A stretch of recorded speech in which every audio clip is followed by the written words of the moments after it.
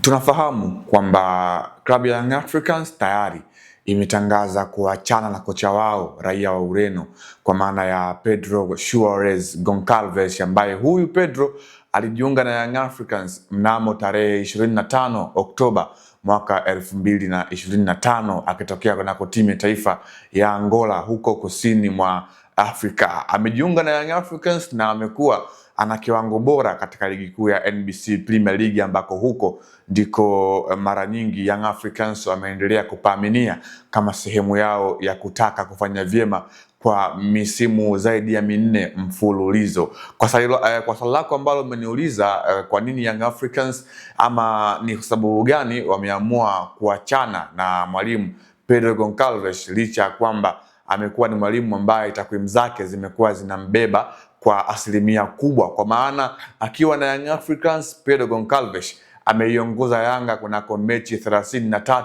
za mashindano yote. Hapa nazungumzia mechi za ligi kuu ya NBC akiwa ameiongoza Yanga kwenye mechi 18, ligi ya mabingwa barani ya Afrika mechi 6, lakini kwenye kombe la mapinduzi mechi 3, kombe la muungano mechi 3, lakini pia kwenye kombe la TFF kwa maana kombe la shirikisho la CRDB nayo pia ameiongoza Yanga kwenye mechi 3. Kwa ujumla wake unapata mechi 33 ambazo ndizo mwalimu Pedro Goncalves ameweza kuziongoza akiwa na Young Africans, huku kwenye mechi zote akiwa amepoteza michezo 3 tu katika game zote hizo 33, huku akiwa amekwenda sare mechi 7, lakini akiwa ameibuka na ushindi kwenye mechi 23. Kwa hiyo naangalia ni mwalimu ambaye amekuwa na mwendelezo mzuri akiwa na kikosi cha Young Africans, licha ya kwamba kulikuwa na maneno mengi na ile pressure kutokea kwa mashabiki wa Young Africans wakiwa wanambeza kwamba kiwango chake kimekuwa akiridhishi kadri ya mechi zinavyozidi kwenda. Nikwambie mtazamaji kwamba mwalimu Pedro kwenye mechi 3 ambazo amefungwa ni dhidi ya Al Ahly katika mashindano ya ligi ya mabingwa barani Afrika, lakini pia dhidi ya AS FAR katika hayo mashindano ya ligi ya mabingwa barani Afrika, lakini pia dhidi ya wekundu wa Msimbazi Simba katika mchezo wa fainali wa kombe la muungano weekend iliyomalizika. Lakini pia kwa upande wa mechi ambazo amekwenda sare mwalimu Pedro Goncalves akiwa na Young Africans ni dhidi ya JS Kabylie 0-0, lakini dhidi ya National Al Ahly 1-1, lakini dhidi ya TRA 0-0, Mtibwa Sugar 1-1, lakini bila kusahau dhidi ya Azam 0-0, lakini pia dhidi ya Simba 0-0, lakini pia dhidi ya Simba pia 2-2, ambao ndio ilikuwa mechi yake ya mwisho kutoka sare dhidi ya wekundu wa Msimbazi Simba juma lililopita. Hapa tumetoka kushuhudia mchezo huo wa dabi ya Kariakoo. Kwa ujumla Young Africans nafikiri wameangalia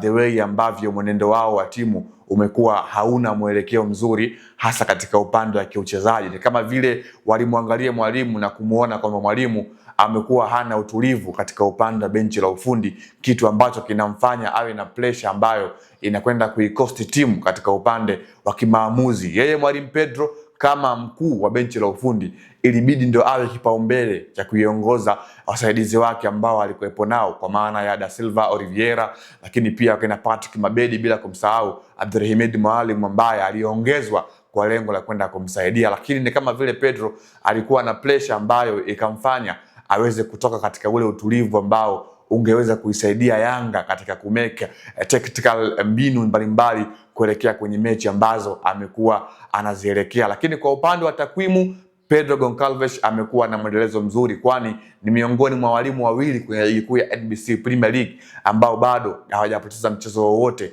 katika ligi kuu, kwa maana yeye na Florent Ibenge wa Azam ndio walimu pekee ambao hawajafungwa mchezo wowote hadi hivi sasa. Kwa hiyo Yanga wameangalia katika ule mwenendo wa Pedro na ile pressure ambayo amekuwa anajiwekea kadri ambavyo siku zinazidi kwenda na ile tunasema kwamba ni ile pressure ambayo amekuwa anaipata kutoka katika ule ushindani wa kuwania nafasi ya kwanza katika ligi kuu ya NBC Premier League na wale wapinzani wake ambao amekuwa yupo nao karibu katika kuzielekea hizi mechi. Kwa maana gani mwalimu Pedro katika hadi hivi sasa hajapata ushindi kunako mchezo wowote mkubwa kwenye ligi kuu ya NBC Premier League na wale washindani wake ambao amekuwa akikompete nao, kwa maana dhidi ya Azam tunakumbuka raundi ya kwanza alikwenda sare katika ligi kuu ya NBC Premier League, dhidi ya Simba pia amekwenda sare 2 back to back, kitu ambacho kwa Young Africans kwa siku za hivi karibuni wamekuwa hawana hiyo kasumba, na walikuwa tayari washawaza kwamba wanajihakikishia Simba ni miongoni mwa mteja wao kwenye ligi, na wana hiyo ability ya kuchukua kama sio alama 3 basi 4, kama sio 6 kwa msimu mzima. Lakini Pedro ameshindwa hicho kitu, na katika mchezo wa mwisho wa dabi tulishuhudia akitokea nyuma goli 2-0, kitu ambacho viongozi wa Young Africans pengine wanaweza kuwa wamekiangalia kama sehemu ya mapungufu kwa upande wake. Kiufundi sababu ya jana kocha alilenga nini? Kumtoa yao kwasi kumuingiza Buba Jammeh. Katika mchezo wa jana ambao pengine unaweza pia ukawa ni sehemu ya mwalimu Pedro Goncalves kuweza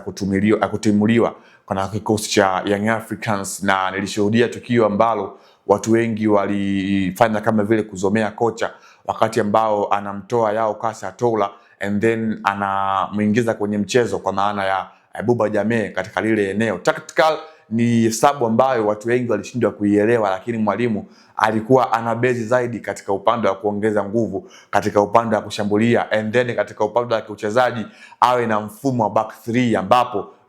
Andambwile anaweza kucheza katika ile eneo kwa ufanisi mkubwa, kitu ambacho watu wengi walikuwa hawaamini. And then Juke Oga Abuya ange drop chini kuwa namba 6, and then Maxi awe katika eneo la namba 8, and then aweze kutoa mwanya kwa wale washambuliaji wa pembeni kuweza kuwa na huo ubora mkubwa. Lakini watu wengi walikuwa ni kama vile hawajaielewa ile sababu kutokana na ule ubora ambao alikuwa nao Yao Kwasi Artola. Lakini mwalimu alifikiria katika wakati ambao alikuwepo nao na aina ya goli ambalo alikuwa nalo, tunafahamu alikuwa mbele kwa goli 1-0, lakini jana KMC ilikuwa ni timu ambayo katika upande wa kiuchezaji walikuwa wana nidhamu ambayo watu wengi walikuwa wanaishuhudia, kitu ambacho kikawa kinawapatia Young Africans ugumu katika eneo lao la ubunifu. Ndio maana mwalimu akajaribu kuongeza mtu mwingine ambaye ana kasi katika lile eneo la kushambulia, akiwa anaamini kwamba atakwenda kuongeza kitu katika kusumbua na kuweka uhatari mkubwa katika lango la KMC kwa lengo la kupata goli. Lakini yote kwa yote ni sababu ambayo mashabiki wa Young Africans walikataa moja kwa moja. Lakini pia kwa jana nafikiri Young Africans timu nzima ilikuwa haipo vizuri kutokana na ule uchovu ambao waliingia nao kwenye mchezo wa jana kutoka kwenye mechi ya dabi ambayo tunaamini walitumia nguvu kubwa sana. Lakini pia uwanja wenyewe moja Jenerali Samuyo ulivyokuwa,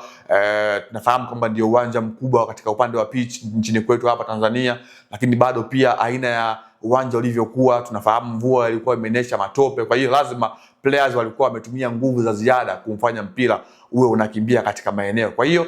mwalimu Pedro jana mimi nafikiri ni mmoja kati ya mchezo ambao timu nzima kwa ujumla ilikuwa haipo fiti kutokana na kile ambacho alikifanya katika mchezo wa mwisho wa ligi kuu ya NBC Premier League dhidi ya Simba, kwa maana ni mechi ambayo walitumia nguvu kubwa, kitu ambacho jana kikawafanya wawe very down katika kucreate nafasi, lakini pia kuwa bora katika maeneo ambayo Yanga tumeshuhudia kuwa bora moja kwa moja. Mwalimu anatosha. Sio mara ya kwanza kwa Young Africans kumwamini Abdulhamid Mwalim kuwa kocha mkuu wa muda ama kumpatia kabisa kile kiti cha kuwa kocha. Ni kocha ambaye ana uzoefu mkubwa na ligi yetu ya NBC Premier League, kwa maana hivi sasa Young Africans hauna pressure nao kwamba wana compete katika mashindano ambayo yana pressure kubwa, kana kwamba uweze kumpa ile kitu ya mwalimu mwingine ambaye ana uwezo mkubwa wa kimbinu.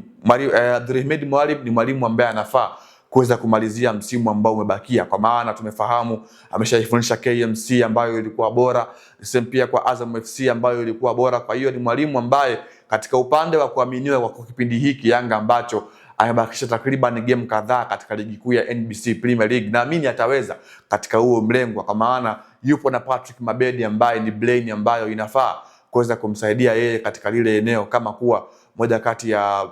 makocha ambao wataisaidia Yanga katika ku make sure wanafanya katika yale malengo ambayo walijiwekea moja kwa moja. Lakini by the way ni moja kati ya mwalimu ambaye nafikiri anaweza kaipeleka Yanga nchi ya ahadi, lakini pia naogopa ile pressure ambayo wanaweza kuwa nayo moja kwa moja, kwa maana moja kati ya kitu ambacho mashabiki wa Young Africans, uongozi wa Yanga ambacho wanakiamini hivi sasa, wanahitaji mwalimu ambaye ana ule uwezo wa kushinda mataji ambayo Yanga anashiriki. Na mbele yao Yanga wako na ligi kuu ya NBC Premier League ambao hawana uhakika kutoa ubingwa, licha ya kwamba wanaongoza pale katika msimamo. Simba anakuja kwa kasi kubwa, lakini pia katika kombe la shirikisho la TFF kwa maana CRDB, ambako huko Young Africans ipo katika hatua ya robo finali, na mchezo ambao unafuata ni dhidi ya vijana kwa JKT. Kwa hiyo mwalimu Abdulrahman Mwalimu ni moja kati ya vipengele ambavyo inabidi avizingatie kwamba anavifanya kwa ubora mkubwa kwa lengo la kuwaridhisha viongozi wa Young Africans. Ikiwezekana msimu ujao ndio awe kocha mkuu kabisa